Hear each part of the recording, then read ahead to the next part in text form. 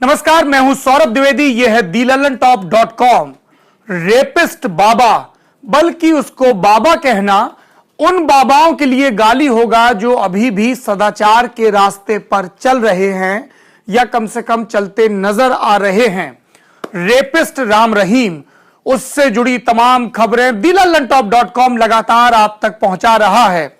हमारे ज़हन में एक उत्सुकता, एक सवाल पैदा हुआ कि वो कौन से बहादुर ऑफिसर हैं सीबीआई के जिन्होंने इतने दबाव के बावजूद साक्ष्य जुटाए, गवाहों को हिम्मत दी कि वो कोर्ट में अपने बयान पर कायम रहें, और उन लोगों को भी जिन्होंने गुरमीत राम रहीम पर सबसे पहले आरोप लगाए सामने आए। ऐसे दो बहादुर अफसर जिनकी कहानी आप लाइव सुनने जा रहे हैं। इन अफसरों को सलाम करिए। एक तरफ सत्ता की हनक थी, धर्म के नाम पर अंधविश्वास का जो जमावड़ा जुट गया था, उन लाखों लोगों का दबाव था।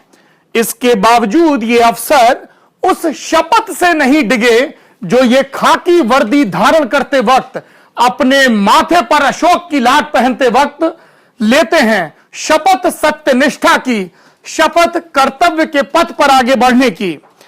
तस्वीर जो आपको सामने नजर आ रही है वो है सीबीआई अफसर मुलिंजा नारायण की बाईं तरफ, और दाईं तरफ वो रेपिस्ट है जो इस वक्त रोहतक की जेल में बंद है। 25 अगस्त 2017 को भले ही सीबीआई कोर्ट ने गुरमीत राम रहीम को सजा सुना दी, लेकिन सीबीआई के लिए इस केस की तह तक जाना कभी आसान नहीं था। सीबीआई के दो अधिकारी थे जिन्होंने इस मामले को अंजाम तक पहुंचाया। ये अफसर थे सीबीआई के तत्कालीन डीआईजी मुलिंजा नारायणन और सीबीआई के डीएसपी सतीश डागर। इन दोनों के हौसले को सलाम। सबसे पहले बात मुलिंजा की। इंडियन एक्सप्रेस अखबार के मुताबिक सीबीआई के तत्कालीन डीआईजी मुलिंजा नारायणन को 2007 में यह केस सौंपा गया था। केस हाथ में लेने के साथ ही उन्हें डेरा समर्थकों की ओर से धमकी भी मिलने लगी थी। मुलिंजा बताते हैं कि जिस दिन उन्हें केस सौंपा गया था, उसी दिन उनके अधिकारी रूम में आए और कहा कि यह केस तुम्हें जांच करने के लिए नहीं, बंद करने के लिए सौंपा गया है। इसके अलावा मुलिंजा पर और भी अधिकारियों और नेताओं का भी दबाव था, लेकिन वो नहीं झुके। बकौल मुलिंजा, मुझे पता था कि वो एक डरा हुआ आदमी है। डरा हुआ आदमी जिसको सरकार ने हेलीकॉप्टर में बिठाकर रोहतक भेज दिया। अभी अपने हेलीकॉप्टर में बैठा ये बाबा चॉकलेट खा रहा है। टेंशन हो रही होगी। क्या चॉकलेट खाते वक्त इसे अपने वो लाखों समर्थक याद आ रहे होंगे? उनके बारे में ये सोच रहा होगा जो पंचकुला में, सिरसा में, पंजाब की कई जगहों पर सार्वजनिक संपत्तियों को आग लगा रहे थे, पुलिस पर बल का प्रयोग करने की कोशिश कर रहे थे। मुलिंजा बताते हैं कि उन्हें यह केस अदालत ने सौंपा था, इसलिए झुकने का कोई सवाल ही पैदा नहीं होता था। सीबीआई ने इस मामले में 2002 में एफआईआर दर्ज की थी। 5 साल तक मामले में कुछ नहीं हुआ तो कोर्ट ने केस एक ऐसे अधिकारी को सौंपने को कहा जो किसी अधिकारी या नेता के दबाव में ना आए। जब केस मेरे पास आया तो मैंने अपने अधिकारियों से कह दिया कि मैं उनकी बात नहीं मानूंगा और केस की तह तक जाऊंगा। इसके अलावा बड़े नेताओं और हरियाणा के सांसदों तक ने मुझे फोन कर केस बंद करने के लिए कहा, लेकिन मैं नहीं झुका। हाईकोर्ट ने केस मुझे सौंपा था, इसलिए मुझे किसी के आगे झुकने की जरूरत नहीं थी। जांच के बारे में याद करते हुए मुलिंजा नारायणन ने बताया कि जब बाबा को पूछताछ के लिए बुलाया जाता था तो वो बाबा बनने की कोशिश करते थे, लेकिन मुझे लगता था कि वो एक डरा हुआ आदमी है। मुलिंजा ने बताया कि उन्हें सबसे ज्यादा आश्चर्य तब हुआ जब उनके जूनियर अधिकारी भी उन्हें केस बंद करने के लिए कह रहे थे। इस वाकये का अगला पहलू, जब मुलिंजा नारायण और दूसरे जांचकर्ता अधिकारियों का घर खोजने की कोशिश कर रहे थे डेरा समर्थक। यह तस्वीर डेरा समर्थकों की लगाई आग की तस्वीर है। इस आग की वजह राम रहीम को हुई सजा। उस सजा की वजह सीबीआई के वो कर्तव्यनिष्ठ अफसर जिनकी कहानी आप सुन रहे हैं, मुलिंजा नारायणन और सतीश डागर। बकौल मुलिंजा, डेरा समर्थकों की ओर से भी लगातार धमकी मिल रही थी। वो उनका घर तलाशने और उनके परिवार को परेशान करने की कोशिश कर रहे थे। इसके अलावा एक लेटर के आधार पर मामले की जांच करना इतना आसान नहीं था। मुलिंजा उस खत का जिक्र कर रहे हैं जो 2002 में प्रधानमंत्री अटल बिहारी वाजपेयी और हाई कोर्ट के जजों को लिखा गया था, जिसमें बताया गया था कि खुद को इंसान बताने वाला ये शैतान राम रहीम ब्लू फिल्म देखते हुए सिरहाने रिवॉल्वर रख के अपने आश्रम की साध्वियों को रेप के लिए, यौन शोषण के लिए अपनी गुफा में बुलाता है। बकौल मुलिंजा, लेटर की जांच के दौरान पता चला कि यह पंजाब के होशियारपुर से आया है, लेकिन इसे किसने भेजा है यह पता नहीं चल पाया।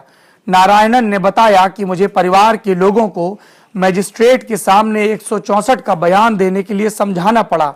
उन परिवारों की बात कर रहे हैं जो मुलिंजा की जांच में सामने आए, जिन्होंने निजी बातचीत में पहले यह माना कि हां, उनके परिवार की लड़कियों के साथ यौन शोषण हुआ है। बकौल नारायणन, 164 के बयान के लिए समझाने के बाद कुछ परिवार सामने आए। इन परिवारों को भी डेरे की तरफ से लगातार धमकियां मिल रही थीं। मुलिंजा नारायण की कहानी पुलिस में कैसे आगे बढ़ी। लगातार मुसीबतें झेलते हुए मुलिंजा 2009 में सीबीआई के ज्वाइंट डायरेक्टर की पोस्ट से रिटायर हुए थे। सीबीआई में भर्ती हुए थे बतौर सब इंस्पेक्टर। अपनी 38 साल की सेवा में उन्हें ईमानदारी का इनाम भी मिला और इसीलिए वो इस पद तक पहुंचे।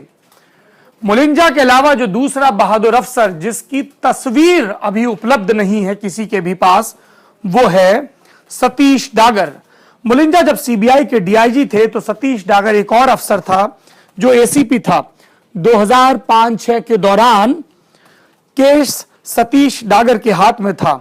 उन्होंने बिना किसी दबाव में आए प्रधानमंत्री अटल बिहारी वाजपेयी और हाईकोर्ट को भेजी गई चिट्ठी की तफ्तीश की और पत्र भेजने वाली महिला को तलाश कर लिया। डागर ने ही सुरक्षा का भरोसा दिलवाकर दोनों महिलाओं को गवाही के लिए तैयार किया। जब इस केस की सुनवाई शुरू हुई तो राम रहीम के समर्थक इनको धमकाते रहे, लेकिन सीबीआई के एसपी ऑफिस में विशेष कोर्ट बनाकर सुनवाई जारी रही। इस मामले में जिस पत्रकार रामचंद्र छत्रपति की हत्या हुई, उनके बेटे अंशुल छत्रपति ने भी सतीश डागर के साहस की तारीफ की है। अंशुल के मुताबिक सतीश डागर पर अधिकारियों और नेताओं का दबाव था, तो दूसरी ओर उन्हें डेरा समर्थकों की ओर से भी धमकी मिल रही थी, लेकिन डागर ने उस वक्त में भी कमाल का साहस दिखाया और केस को अंजाम तक पहुंचाने में सफल रहे। DLLNTop.com पर आपने सुनी सीबीआई के उन दो बहादुर ऑफिसरों मुलिंजा नारायणन और सतीश डागर की कहानी, जिन्होंने सत्ता और डेरा के दबाव को दरकिनार करते हुए इस मामले को उसके अंजाम तक पहुंचाया। लल्लन टॉप इन दो बहादुर अफसरों को सलाम करता है। पुलिस का जब भी जिक्र आता है, सीबीआई का जब भी जिक्र आता है, ज्यादातर आलोचना के संदर्भ में आता है, लेकिन सब धान 22 पसेरी नहीं होता है। हर जगह, हर क्षेत्र में अच्छे लोग हैं जिनकी वजह से यह मुल्क तमाम मुसीबतों के बावजूद आगे बढ़ रहा है और तिरंगे का, संविधान का इकबाल बुलंद हो रहा है। जहां सरकारें फेल होती हैं वहां न्यायपालिका आगे आती है, और इसी लोकतंत्र का एक सिपाही लल्लन टॉप है जो लगातार आपको देश की, दुनिया की खबरें बताने की अपने तई कोशिश कर रहा है। ये वीडियो जो साथी फेसबुक पर देख रहे हैं वो हमारे पेज को लाइक करें, जो यूट्यूब पर ये वीडियो देखें वो हमारे चैनल को सब्सक्राइब करें। शुक्रिया।